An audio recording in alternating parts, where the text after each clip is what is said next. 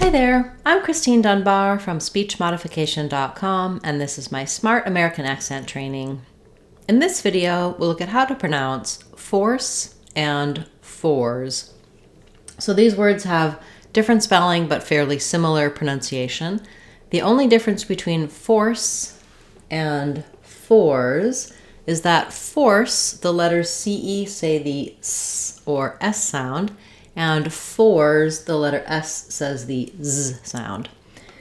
Because of this, we hold the vowel in fours a little longer than we hold it in force. But it is the same vowel in both of these words. It's the or diphthong, like number 4. So that's that type of 4. And in this number 4, we use the pure or sound. So the other difference that you'll notice is that when we use these in a sentence, if I'm saying something like, don't force it, it's going to sound like force it. I'm going to hear that strong S sound. Don't force it. If I say, the fours are good, fours are, I'll hear that as I link from that final Z to the R, I will hear that strong Z sound. The fours are. The fours are. So don't force it, the fours are.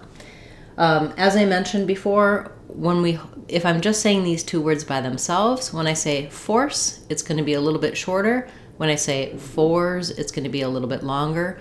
That's because we have a pattern in American English where when we have a voiceless sound at the end, like S, my voice isn't on, so we call that voiceless, versus a voiced sound at the end, like Z, where my voice is on. The voiced sound has a longer vowel before it, and the voiceless sound has a shorter vowel before it. You can hear me talk about this in my videos for voiced end sounds, also when I talk about adding S and Z for plurals, etc. Once you can say force and fours by themselves, do try practicing them in some short phrases just so they come smoothly and naturally to you in your everyday speech. For example, they took over by force. We can't force anything to happen. They are counting off by fours. Thanks so much for this request. If you have a request you'd like to see me cover in this Contrasting Words playlist or in our Word of the Day series, feel free to leave that in the comments below. I'll add it to my list to cover in a future class. If you need more help for the sounds in these words or any of the sounds of English, you can check out our Sounds of English course on SpeechModification.com. It's going to walk you through all of the different sounds and spelling, give you tips about the differences between certain sounds, and help you build a strong foundation to pronounce any word that you like confidently and easily in American English. That's our Sounds of English course, and you can find it on SpeechModification.com. I'll be back tomorrow with a Word of the Day class, and on Saturday we'll have our live question and answer class. I hope to see you there. Thanks so much for watching, liking, commenting, subscribing, and especially those of you who have joined as channel members. I truly appreciate your support.